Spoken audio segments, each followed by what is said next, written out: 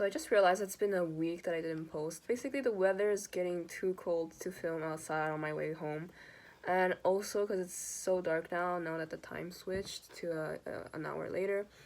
To catch up, I had a few tests. I think I mentioned them in my previous videos, mechanics test and calculus test.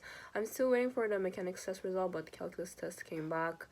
And I made this error that I did not know about, like theoretically, like logically speaking, I did not know about. It's basically curve sketching. We're sketching derivative functions. Well, there's the first derivative and the second derivative is like the f prime and then f prime prime, and they obviously give you the original function. And we have to literally draw the crazy looking curve, if you want to say.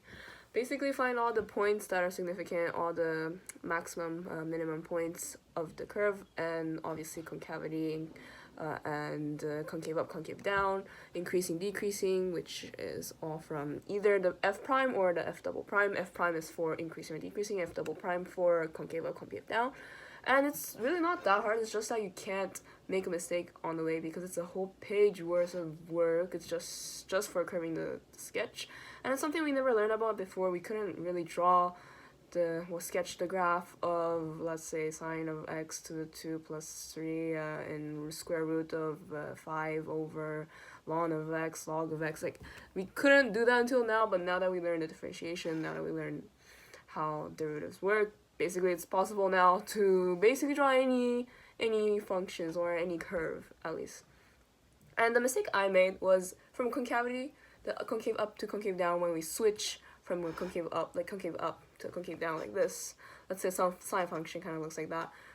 I didn't explicitly draw so that the point of inflation, like the point that switches, it's called point of inflation, to be vertical. It had to be vertical. I did not know that. I knew that when the point is called inflation because it changes from concave up to concave down, but then it had to be apparently like super vertical, like 90-degree vertical. Yeah, and that is because slope does not exist if it is a vertical line, and obviously it's at 0 if it's a horizontal line.